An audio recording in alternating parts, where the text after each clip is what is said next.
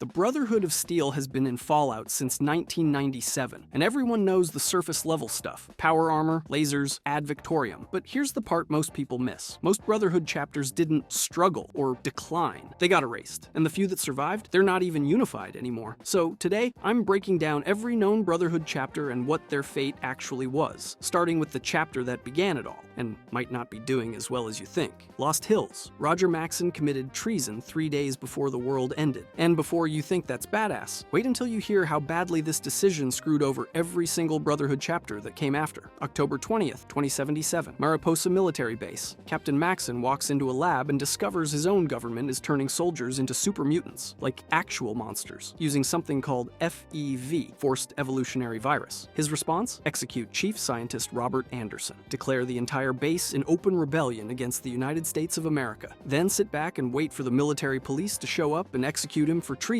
Except the bombs dropped first. Yeah, the timing worked out really well for him. America ceased to exist 72 hours after he committed a crime punishable by death. You can't get arrested for treason if there's no government left to arrest you. Convenient. Maxson led his surviving soldiers to the Lost Hills bunker in Southern California, founded the Brotherhood of Steel in November 2077. One mission: preserve technology and keep it away from the idiots who just destroyed civilization with it. And for decades, they did absolutely nothing with it. Lost Hills sat in their bunker hoarding laser rifles while the wasteland burned. They refused to help anyone. They trained elite soldiers to guard pre-war toasters. Standard Brotherhood behavior. They were thriving in their little tech museum while raiders murdered settlements 5 miles away. Then in 2161, some vault dweller showed up with a problem. You know, a minor issue. Just a massive super mutant army led by a psychic mutant god called the Master who was about to conquer all of California. No big deal. Lost Hills decided to help. Shocking, I know. The vault dweller won, California was saved, and Lost Hills learned something important. Maybe hiding in a bunker forever watching everyone die wasn't actually sustainable long term. Who knew? So they started doing something radical. They traded technology, they helped establish the new California Republic. They became the most advanced military force in the post-war world. Everything was great. They were actually helping people for once. Then the government they helped create grew stronger than them. Awkward. The NCR kept expanding, and suddenly the Brotherhood wasn't the biggest threat on the block anymore. The NCR started making demands. Share your technology with our citizens. Integrate into our military. Surrender your independence. You know, reasonable requests from an authoritarian government that's getting too powerful. The Brotherhood said no. That decision started a war that would destroy them. The Brotherhood-NCR war lasted years and completely shattered the West Coast Brotherhood's power. The NCR had one advantage the Brotherhood couldn't counter: numbers. The Brotherhood had better equipment, sure, but you can't replace casualties when you only recruit from your own families. The NCR? They had millions of citizens to throw at the problem. One by one, Brotherhood bunkers fell. Entire chapters were wiped out. By the 2028s, Lost Hills was still standing but barely holding on. They were dying, slowly, painfully. As of Fallout 4 and 2028-7, Lost Hills still exists. We know this because Elder Maxson on the East Coast mentions receiving orders from California. So they're alive, but their exact status? Nobody knows. They're fighting a guerrilla war against an enemy with infinite soldiers. They've lost most of their territory. Multiple bunkers have been destroyed. Then the Fallout TV series confirmed something even worse. In 2083, Shady Sands, the NCR's capital, was destroyed by a nuclear bomb. By 2029-60, the NCR had completely shattered, and Lost Hills still operating. But now they're struggling with internal decay and leadership corruption on top of everything else. But here's what nobody talks about. The show hints that Lost Hills might not even be running things anymore. Elder Cleric Quintus operates with his own agenda. Independent missions, questionable orders. Whether Lost Hills sanctioned his actions or he's gone rogue, unclear, but it suggests the original Brotherhood chapter is losing control of its own members. Think about that. The original Brotherhood chapter survived the apocalypse, survived the Master's super mutant army, survived 200 years of wasteland chaos, raiders, and every other horror the wasteland could throw at them, but they might not survive the faction they helped create and the internal conflicts tearing them apart from the inside. The founders of the Brotherhood of Steel are dying slowly, and there's no guarantee they'll exist in another decade.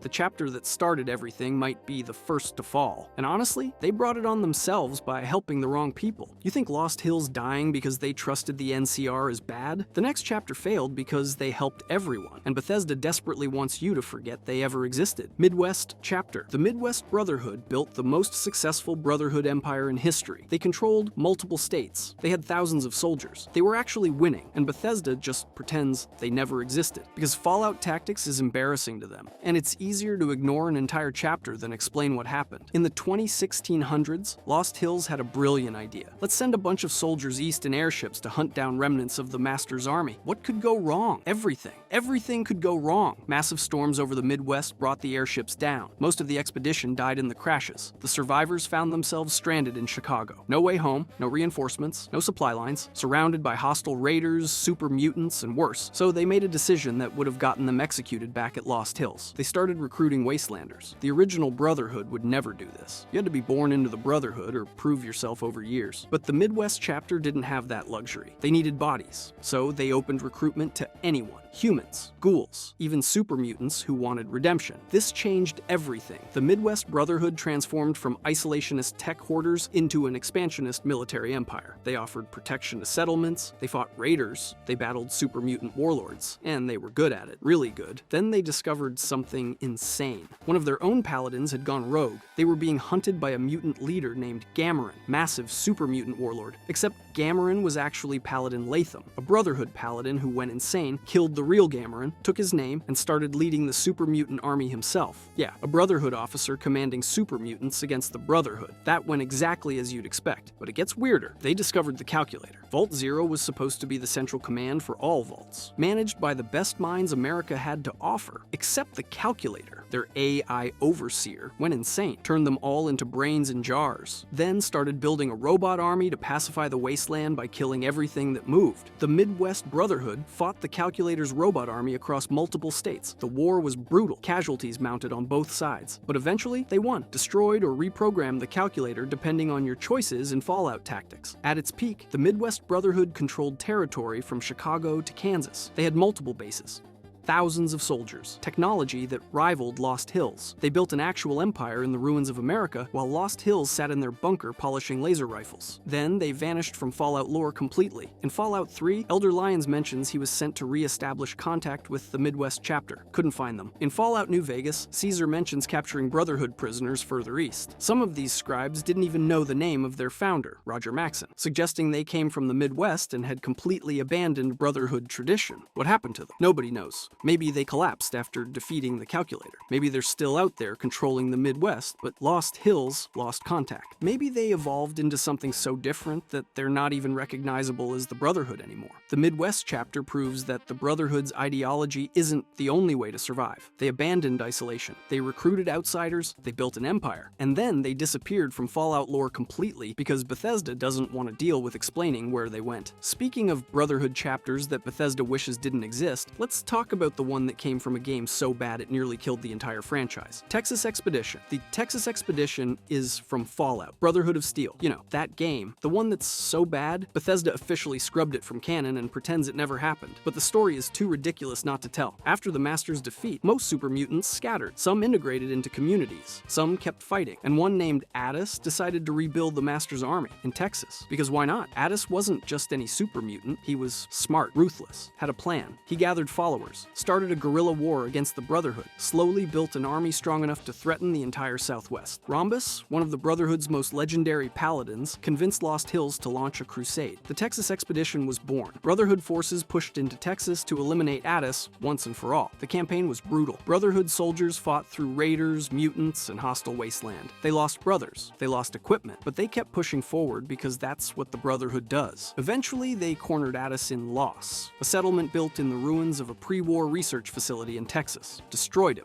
The super mutant threat was eliminated. The Brotherhood won. Then absolutely nothing else happened. Because Fallout, Brotherhood of Steel was such a commercial disaster that the sequel got cancelled. Interplay was already drowning in debt, and this was one of their final nails in the coffin. Bethesda has spent 20 years trying to make everyone forget this game existed. The Texas Expedition exists in this weird limbo, officially non-canon, but still part of Fallout's history. Technically, somewhere in the multiverse, multiverse of discarded storylines, there might be a Brotherhood chapter in Texas, but nobody talks about them, because everyone's embarrassed they exist. At least, Texas accomplished their mission before fading into obscurity. The next chapter had a mission too. Then they locked themselves in a bunker and slowly went insane. Mojave Chapter. The Mojave Chapter proves that sometimes the Brotherhood's obsession with technology will literally kill them. And I mean that. They're either dead or dying, depending on your choices in New Vegas. This chapter was thriving once. They had multiple bunkers across the Mojave. They controlled territory. They had soldiers, equipment, and influence. Elder Elijah led them, and he was obsessed with pre-war technology to an unhealthy degree. Like, I will sacrifice my entire chapter for one weapon levels of obsession. Then in 2027-40, the NCR showed up, and they wanted Brotherhood technology. The two factions went to war over Helios 1, a massive solar power plant. The Brotherhood wanted it for the weapon system hidden inside. The NCR wanted it for power and to eliminate the Brotherhood threat, Operation Sunburst. That's what the NCR called it. They sent overwhelming forces against the Brotherhood position, killed hundreds of Brotherhood soldiers, completely destroyed the Mojave Chapter's military power in one battle. Elder Elijah ordered a retreat, then abandoned his soldiers and disappeared into the Sierra Madre. Just left, vanished, never came back. What a leader. The surviving Brotherhood forces retreated to Hidden Valley Bunker, locked themselves inside, and then made the worst decision possible. They went into full lockdown. Nobody in, nobody out, total isolation. They'd sit in their bunker with their hoarded technology and wait for the NCR to give up and leave. That was 2,276. By 2,281, 5 years later, they were still locked in that bunker, going slowly insane. Here's what nobody talks about. The lockdown was killing them. Their power systems were failing. Their air recyclers were breaking down. They were running out of food. Scavenger teams couldn't leave to gather supplies because of the lockdown. The bunker was becoming a tomb, and they were surrounded by NCR patrols who'd execute any Brotherhood member on sight. Elder McNamara led them during this time. He enforced the lockdown despite growing dissent. Some members thought they should abandon the bunker and flee to the East Coast. Others wanted to break the lockdown and go down fighting. McNamara insisted they wait it out. Meanwhile, head Paladin Hardin was pushing for a coup. He thought McNamara was weak, that the lockdown was cowardice, that they should have died fighting at Helios 1 instead of hiding like cowards. By the time the courier showed up in 2081, the Mojave Chapter was weeks away from collapse. Here's where it gets interesting. The Mojave Chapter has multiple possible fates depending on the courier's choices, and most of them involve death. If you side with McNamara, you can help fix the bunker's systems. Negotiate a truce with the NCR. Convince them to break lockdown carefully and rebuild. The chapter survives as a minor faction in the Mojave, subordinate to the NCR but alive. If Hardin takes over, things get more aggressive. He wants to fight, reclaim Brotherhood glory, go to war with the NCR again. This path either ends with the Brotherhood making a last stand or forming an alliance with the NCR to destroy Mr. House and the Legion. If you side with the NCR and Colonel Moore, you can straight up destroy the bunker, kill every Brotherhood member inside, end the Mojave Chapter permanently. Moore is the hardline NCR officer who refuses any compromise with the Brotherhood. She demands their extinction. The NCR ending slides even describe sending soldiers to exterminate the Brotherhood remnants. If you ignore them completely, they die in their bunker. No grand battle, no heroic sacrifice, just suffocation and starvation in the dark while the wasteland moves on without them. But here's what I found that nobody talks about. Even in the best case scenario where they survive, the Mojave Chapter is broken. In the Independent Vegas ending, they're described as a relatively insignificant threat who occasionally patrol but mostly stay in their bunker. In the NCR ending, they're subordinate to the government they went to war with. In the Legion ending, they're hunted to extinction within months. The Mojave Chapter represents what happens when Brotherhood ideology meets reality. They had superior technology, better training, advanced equipment, and they still lost. Because the NCR had one thing the Brotherhood didn't: numbers. You can have the best power armor and energy weapons in the wasteland, but when the enemy can throw 10 soldiers at you for every one you have, superior technology stops mattering. The NCR lost over 100 soldiers at Helios 1. The Brotherhood lost almost their entire chapter. The NCR considered that an acceptable trade. The Mojave Brotherhood made every mistake possible. They went to war over a solar plant. They followed a psychotic elder who abandoned them. They locked themselves in a bunker and hoped the problem would go away. They isolated themselves so completely that they almost went extinct. And depending on the player's choices, they did go extinct. The Brotherhood of Steel, one of the most powerful factions in Fallout, was wiped out because they couldn't adapt. The Mojave Chapter's fate is whatever you decided it was: survival, extinction, subordination, victory. But in most playthroughs, they're a footnote, a dying faction in a bunker that nobody cares about anymore. That's the Brotherhood's real enemy, not super mutants, not raiders, not the NCR, irrelevance. You think a chapter dying from isolation and irrelevance is bad? The next one is even more mysterious, because nobody knows if they're thriving or already extinct. Montana Chapter. The Montana Chapter is the biggest middle finger Bethesda ever gave to lore nerds. One terminal, one sentence, one one name. That's it. That's your entire chapter. Enjoy. The Montana chapter is mentioned exactly once in all of Fallout lore. That's it. We know two things. There's a bunker in Montana. It's led by someone named Elder Patroclus. And as of 2027, that's literally the entire extent of our knowledge. We don't know when they were founded. We don't know how many members they have. We don't know what they're doing. We don't even know if they're still alive by Fallout 4. For all we know, they could be a massive chapter controlling the entire state. Or they could be 5 guys in a bunker wondering why Lost Hills stopped responding. There's literally no information. The Montana chapter represents how vast the Brotherhood's reach actually was before the NCR war. There are probably dozens of small bunkers scattered across America, each operating independently, minimal contact with Lost Hills. Some thriving, some dying, some already extinct and nobody noticed. Montana might be the last surviving original West Coast chapter besides Lost Hills. Or they might have gone extinct in 2027 and nobody knows because they were too isolated to matter. It's the most mysterious Brotherhood chapter, because Bethesda mentioned them once and couldn't be bothered to follow up. If you think one mention is bad world building, the next chapter got wiped out so completely that it became a ghost story, and every single one of them died doing everything right. Appalachia Chapter. The Appalachia Brotherhood is proof that sometimes doing everything right still gets you killed. And I mean everything. They followed protocol, they secured technology, they fought the good fight, and they all died anyway. Lieutenant Elizabeth Taggarty led an Army Ranger unit called Taggarty's Thunder. When the bombs dropped, her unit was stationed at Camp Venture in Appalachia. They survived, but their purpose didn't. The Army was gone. America was gone. They were just soldiers with no war to fight. Then Captain Roger Maxson contacted them via satellite. He was forming the Brotherhood of Steel. He wanted Taggarty and her unit to become the first Brotherhood chapter outside California. She accepted. Paladin Taggarty was born. The Appalachian Brotherhood did everything right. They secured technology. They established bases. They trained new recruits. Fort Defiance became their headquarters, a massive fortress overlooking the Cranberry Bog. They were building something real, but Appalachia had a problem that technology couldn't solve: scorch beasts. These things were Lovecraftian nightmares, mutated bats the size of buildings. They spread a plague called the Scorched. Anyone infected became a zombie under the scorch beast's control. The infection was spreading. The responders, free states, and other factions were being overwhelmed. Appalachia was dying. The Appalachian Brotherhood made a choice: stop the scorch beasts or die trying. They diverted all resources to fighting this threat. They requisitioned supplies from every available source, including the responders who desperately needed those supplies to survive. Fort Defiance terminals document the growing tension. The responders saw the Brotherhood seizing their resources. The free states saw them as authoritarian bullies taking what they wanted, but Taggarty didn't care. The scorch beasts were an existential threat. Stopping them was the only mission that mattered. Everything else was secondary. In January 2095, Paladin Taggarty launched Operation Touchdown. She took the Brotherhood's best soldiers into the glassed cavern, the scorch beast's lair deep underground. The plan was simple: find the source, destroy it, save Appalachia. They failed. Taggarty and every soldier who went into that cave died. The scorch beasts stopped appearing for about a week. False hope. Then they came back in even greater numbers than before. The remaining Brotherhood forces held Fort Defiance for a few more months. They fought off constant attacks. They sent out desperate calls for reinforcements that Lost Hills couldn't provide. One by one, Brotherhood soldiers fell. By August 18, 2095, the Appalachian Brotherhood of Steel was extinct. Every single member died fighting the scorch beasts. Fort Defiance fell. Their sacrifice bought time for other survivors, but not enough to matter. The scorched plague nearly wiped out all life in Appalachia. But here's what makes this darker. Senior Knight Wilson was one of the last 5 Brotherhood members alive. His final terminal entry recorded the truth. The men know there is no operation plan, no deserters. We will fight to the last. He died holding the line at Thunder Mountain Power Plant while the rest of the Brotherhood made their final stand. In 2011, 7 years later, vault dwellers from Vault 76 discovered what remained: skeletons in power armor, audio logs telling their story. The quest belly of the beast lets you find Taggarty's body exactly where she fell in the glassed cavern. Then in 2011-03, a new Brotherhood force arrived from California, led by Paladin Romani. They found the ruins of Taggarty's chapter and decided to rebuild. This new Appalachian Brotherhood is technically a different chapter, but they're carrying on what Taggarty started. The original Appalachian Brotherhood did everything right and still lost. They fought with honor. They never gave up. They died protecting people who hated them for stealing supplies. And their legacy is scattered skeletons in a dead fortress that nobody remembers. Taggarty's chapter died fighting monsters, but the next chapter almost died fighting itself, because their elder decided the Brotherhood's mission was completely wrong. Lyon's Brotherhood, Elder Owen. Lyons got handed the worst mission in Brotherhood history. Take a detachment of soldiers from Lost Hills, march across the entire country, re-establish contact with the Midwest chapter that probably doesn't exist anymore, establish a permanent East Coast presence. Oh, and document everything useful you find along the way. Cool, totally reasonable. Nothing could go wrong. The journey took years. They fought raiders, super mutants, and hostile wasteland every step. They never found the Midwest chapter because they'd vanished into legend. But in 2025, Lyons' expedition reached the capital wasteland, set up a base in the Pentagon, renamed it the Citadel. The mission was simple: secure pre-war technology, gather intelligence, report back to Lost Hills. Standard Brotherhood operation. But Lyons saw something that changed him. The capital wasteland was hell. Super mutants from Vault 87 were kidnapping people, turning them into more super mutants. Raiders controlled most settlements. The wasteland was dying, and nobody was helping. So Elder Lyons made a decision that would split his chapter apart. He decided the Brotherhood's mission wasn't just about hoarding technology anymore, it was about protecting people. This was heresy.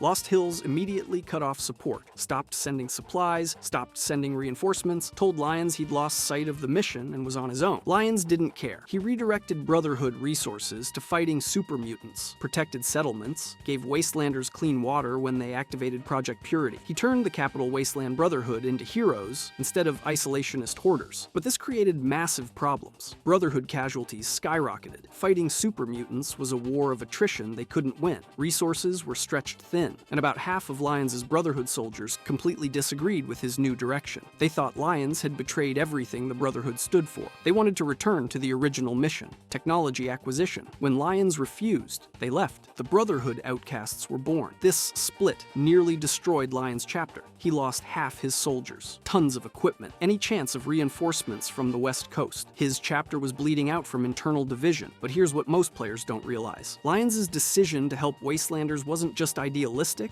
it was strategic. The capital wasteland was so hostile that the Brotherhood couldn't operate effectively without local support. They needed intel on super mutant movements. They needed supplies. They needed people who knew the terrain. By protecting settlements, Lyons created a network of informants and allies. The Brotherhood got better intelligence, easier resupply, more recruits willing to join. Lyons played it off as altruism, but it was also pragmatic. He turned the Brotherhood from hated scavengers into heroes, and that made them stronger. Still, the situation was dire. His daughter Sarah Lyons led the Lyons Pride, an elite squad that fought super mutants across the capital wasteland. They recovered Liberty Prime, a giant robot that became crucial to destroying the Enclave. They activated Project Purity, gave clean water to the entire region. Elder Owen Lyons succeeded in changing the Brotherhood's identity. For the first time, the Brotherhood of Steel were seen as protectors. People actually wanted to join. Then Lyons died. The exact details are unclear, but sometime between Fallout 3 and Fallout 4, Elder Owen Lyons died. Old age, illness, we don't know. Sarah Lyons took over as Elder, continued her father's vision. Then she fell in battle. The Pridwin terminals confirm she died in combat, but the exact circumstances are never explained. Who she was fighting, where it happened. The Brotherhood doesn't talk about it. They just acknowledge that both Lyons, father and daughter, are gone. The Capital Wasteland Brotherhood fell into chaos. Multiple people tried to claim leadership. The chapter was fracturing. The Outcasts were still separate and hostile. Lyons' idealistic Brotherhood was on the verge of collapse. Then a 16-year-old kid named Arthur Maxon took control and changed everything. But before we get to Maxon, let's talk about the group that thought Lyons betrayed everything the Brotherhood stood for.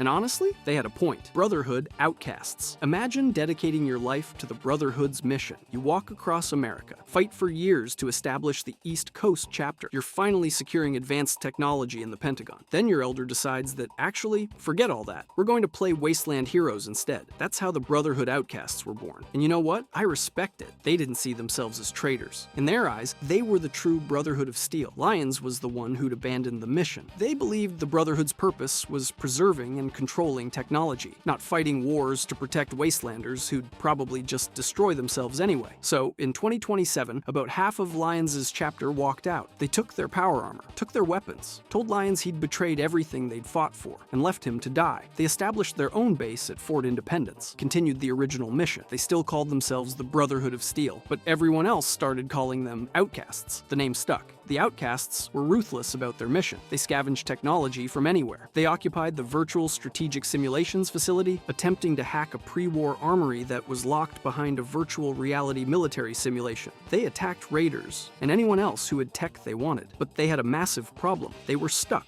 They wanted to leave the capital wasteland, reunite with the West Coast Brotherhood, but they couldn't. Raiders and super mutants surrounded their position. They had tons of valuable technology, no way to safely transport it across the country, so they just sat in Fort Independence, guarding their stockpile, waiting for an opportunity that never came. Then elder lions struck their names from the codex, officially declared them outcasts from the Brotherhood. This should have been devastating. Instead, the outcasts saw it as proof they were right. Lyons had become so corrupted that he'd expelled loyal Brotherhood members for following the original mission. The situation stayed frozen for years. The outcasts hated Lyons' Brotherhood. Lyons' Brotherhood considered the outcasts traitors. Occasionally, they'd fight. Mostly, they ignored each other. It was a cold civil war that benefited nobody. Then, Arthur Maxson took control and did something nobody expected. He invited the outcasts to return. In 2028, Maxson negotiated the outcasts' reintegration. He acknowledged they'd been right about some things. He incorporated their focus on technology acquisition back into the Brotherhood's mission. He reunited the fractured chapter. The outcasts ceased to exist as a separate faction. Their members returned to the Brotherhood, bringing all their hoarded technology with them. Fort Independence was abandoned. The schism was healed. But here's the thing. Maxson didn't just adopt Lyons' ideology or the outcasts' ideology. He combined them into something more extreme than either faction. He kept Lyons' interventionist approach, added the outcasts' technological fanaticism, mixed in his own authoritarian streak. The outcasts thought they'd won. They thought Maxson would return the Brotherhood to its roots. Instead, he created something different, something more aggressive, something that would eventually become the most powerful Brotherhood chapter in history. The outcasts proved that even a civil war can end. But what emerged from that reunification is way more dangerous than anything that came before. And his name is Arthur Maxson, East Coast Brotherhood. Arthur Maxson should not have succeeded. He was 16 years old when he took control of the Capital Wasteland Brotherhood in 2083. His chapter was fractured, undersupplied, still fighting super mutants that outnumbered them 20-1. By all logic, he should have failed within months. Instead, he built an empire. Maxson was the direct descendant of Roger Maxson, the Brotherhood's founder. This gave him legitimacy nobody else could claim. He was also mentored by both Owen Lyons and the Outcasts' leadership, learning from both ideologies. And he was a tactical genius. When he was just 15 years old in 2082, a super mutant warlord named Shepard unified the Vault 87 mutants and launched a massive assault. Maxson's counterattack obliterated them. He didn't just repel the attack, he personally killed Shepard, then systematically hunted down and exterminated every super mutant in the region. Then he did the same to the Raiders, then feral ghouls. By 2028-70, Maxson had effectively purified the Capital Wasteland of major threats. And when I say purified, I mean it. Maxson's Brotherhood doesn't distinguish between feral and non-feral ghouls. They're all mutants. They're all threats. While they haven't explicitly ordered a massacre of non-feral ghouls, their ideology makes it clear. To them, every ghoul is a ticking time bomb waiting to go feral. They are no longer the protectors of everyone. They are the protectors of pure humanity. But here's what makes Maxson's campaigns different from previous Brotherhood operations. He didn't just fight defensively, he hunted, systematically, methodically, like he was checking off a list. Every super mutant nest was mapped, every raider camp was documented. Then Brotherhood strike teams hit them all within weeks of each other. Coordinated attacks, no escape routes, no survivors. This wasn't war. It was exterminated on an industrial scale, and Maxson had the resources to do it. He didn't just rebuild the Capital Wasteland Brotherhood, he industrialized it. Scribes working around the clock to maintain power armor, knights training new recruits faster than ever, paladins leading constant patrols to secure territory. The Brotherhood became a machine. Feed it resources. It outputs dead mutants and secured technology. Then Maxson did something no other Brotherhood elder had done. He built an airship, the Pridwin, a massive rigid airship powered by a nuclear fusion reactor salvaged from an aircraft carrier. Took years to build, required technology and engineering most Wastelanders thought was impossible. But Maxson made it happen, and the Pridwin isn't just transportation. It's a symbol, a flying fortress visible for miles, a constant reminder that the Brotherhood of Steel owns the sky, that nowhere is beyond their reach. The Pridwin changed everything. Before, Brotherhood chapters were stuck in bunkers, limited mobility, couldn't project power beyond walking distance. Maxson's Brotherhood can deploy anywhere. Vertibirds launching from the Pridwin can hit targets across the entire region within hours. They're not hiding anymore. They're dominating, and Wastelanders noticed. Some settlements welcomed the Brotherhood, protection from raiders and super mutants in exchange for food and supplies. Fair trade, but other settlements learned that the Brotherhood doesn't ask permission. They see technology they want, they take it. They see a synth hiding in your town, they kill it. They suspect you're hoarding pre-war tech, they search your home whether you consent or not. Maxson's Brotherhood protects humanity, but only on their terms, only under their control. You're either with them or you're an obstacle, and obstacles get removed. The Vertibird fleet fleet alone demonstrates Maxon's tactical genius. Previous Brotherhood chapters barely had functional vehicles. Maxon deployed dozens of vertibirds, fast attack, rapid insertion, fire support from the air. The capital wasteland had never seen anything like it. Neither had the Commonwealth when the Prydwen arrived in 2028, and Maxon personally leads from the front. Most Brotherhood elders command from bunkers. Maxon fights alongside his soldiers. He's been in combat, killed super mutants himself. His soldiers have seen him bleed. That's why they worship him. He's not some bureaucrat giving orders from safety.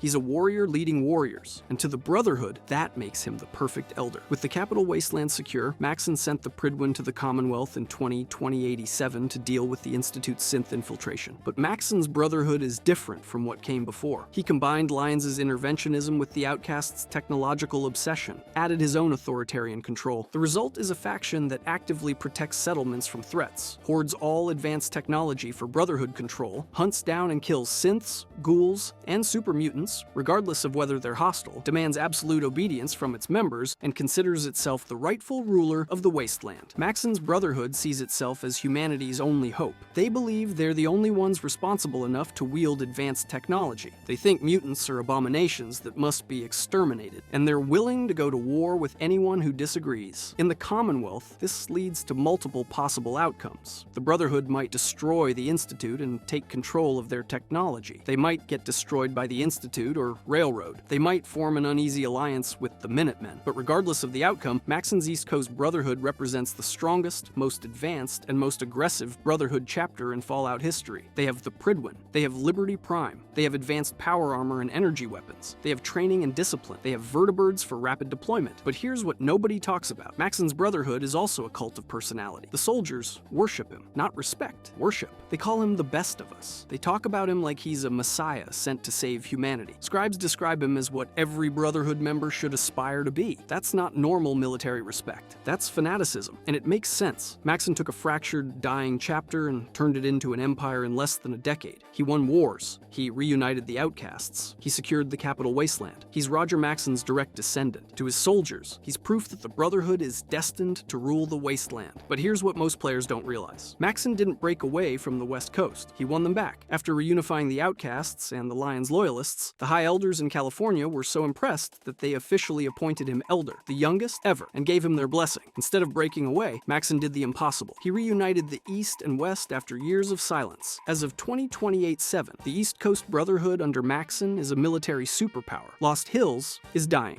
The Midwest is gone. The Mojave is irrelevant, but the East Coast is thriving, and they have the official sanction of the West Coast behind them. The question is whether this empire will save humanity or become the next authoritarian regime ruling over the ashes. Because Maxon's Brotherhood doesn't ask permission. They take what they want, kill anyone who stands in their way, and justify it all as humanity's best hope for survival. You think Maxon's authoritarian empire is extreme? The newest Brotherhood chapter makes him look reasonable, because they've turned the Brotherhood into a religion, and they have a super weapon, the Knights of San Fernando. The Knights of San Fernando are what I'm calling the newest Brotherhood chapter we know about, and they might tear the entire organization apart. In reality, they're a remnant of the West Coast Brotherhood that is reorganized under Elder Cleric Quintus. In 2029-60, Quintus's chapter operated out of a remote pre-war airfield in California. This chapter is different from traditional Brotherhood in one major way. They're religious zealots. Most Brotherhood chapters treat their technology and hierarchy with reverence, military tradition, respect for the chain of command. Quintus's Brotherhood, they fully embrace the organization as a pseudo-religious order. They have clerics. They perform rituals. They treat their mission as a holy crusade, and honestly, it's terrifying. Quintus led his chapter in a campaign to secure a cold fusion reactor from NCR remnants led by Lee Moldover. They launched a brutal raid on the settlement of Philly to recover high-value tech, then assaulted Griffith Observatory where Moldover had set up her headquarters. The battle was brutal. The Brotherhood took casualties, but they won, killed Moldover, secured the cold fusion reactor. This single device provides unlimited clean energy, possibly the most valuable piece of technology in the entire wasteland. Now here's where it gets interesting. Quintus isn't sending this technology to Lost Hills. He's not sharing it with other Brotherhood chapters. He's claiming it for his chapter, using it as leverage to challenge the East Coast Brotherhood's dominance. Quintus wants to break his chapter away from Lost Hills' control, shift the balance of power back to the West Coast, but he doesn't want Lost Hills running things. He wants his chapter to lead a new Brotherhood. With the reactor secured at the observatory, Quintus now has the keys to a new kingdom, and he's likely looking to move that power back to his main airbase to fuel his new crusade, with potentially the most valuable resource in post-war America. And he's preparing for for what might become a Brotherhood civil war. But here's what makes this truly dangerous. The cold fusion reactor provides unlimited power, infinite energy for vertibirds, power armor that never runs out, weapons systems that don't need recharging. It's not a weapon itself, it's the power source that makes everything else unstoppable. This creates a three-way power struggle. Lost Hills on the west coast with traditional authority, but weakened by war with the NCR. The east coast under Maxon as the strongest military force with the blessing of the High Elders. Quintus with unlimited energy that could change everything. The Knights of San Fernando represent what happens when the Brotherhood's ideology gets mixed with religious fanaticism and ambition. They're not just preserving technology or protecting people, they're building a theocratic military state powered by infinite energy. This chapter could become the dominant Brotherhood faction, or they could spark a civil war that destroys the organization. Either way, they're proof that the Brotherhood is fracturing into competing ideologies, and the question of what the Brotherhood should be is still unresolved after 220 years. The pattern. So what's the overall status of the Brotherhood of Steel? Let me break this down for you, because it's worse than you think. Lost Hills is dying slowly, strangled by the NCR war and internal conflicts. The Midwest chapter vanished into legend. The Texas chapter was officially erased from canon. Montana is a complete mystery. Appalachia went extinct and was rebuilt. Lyons' idealistic chapter was absorbed into Maxon's empire. The Outcasts were reintegrated. The Mojave locked themselves in a bunker and went insane. Maxon's East Coast Brotherhood has become a military superpower with the blessing of the West Coast, and Quintus is preparing for a power struggle that could destroy everything. The Brotherhood of Steel is simultaneously the most successful and most fractured faction in Fallout. They've survived 220 years since the apocalypse. They've established chapters across an entire continent. They've preserved technology that would otherwise be lost forever. They've fought super mutants, raiders, the Enclave, and every other major threat to humanity. But they've also gone to war with the NCR, killed innocent wastelanders for having the wrong technology, exterminated ghouls who just wanted to survive, fractured into competing chapters with incompatible ideologies, started preparing for civil war against each other. The Brotherhood's original purpose was to preserve humanity's knowledge, prevent another apocalypse, but they've become so obsessed with controlling technology that they've forgotten why they're preserving it. They don't share, they don't teach, they just hoard and kill anyone who threatens their stockpile. And here's the darkest part. Every Brotherhood chapter that tried to be better than this either died or got absorbed into something worse. Lyons tried to help people and his chapter nearly collapsed.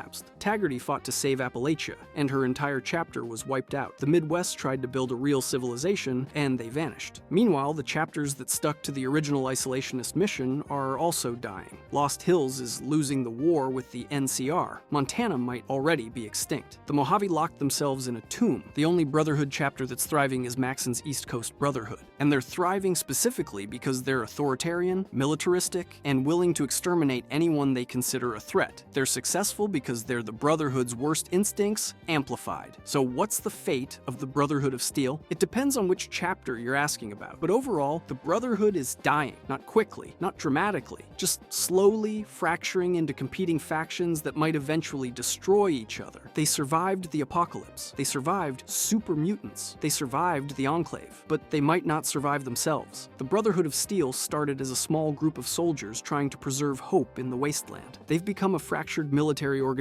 preparing for civil war over ideology and power. They've achieved incredible things and committed terrible atrocities. And after almost 30 years of Fallout games, we still don't know if they're humanity's saviors or just another authoritarian regime wearing power armor and calling it virtue, ad victoriam, or whatever. If you enjoyed this video and want to see every hidden and unique settler in Fallout 4 explained, click the video on the screen.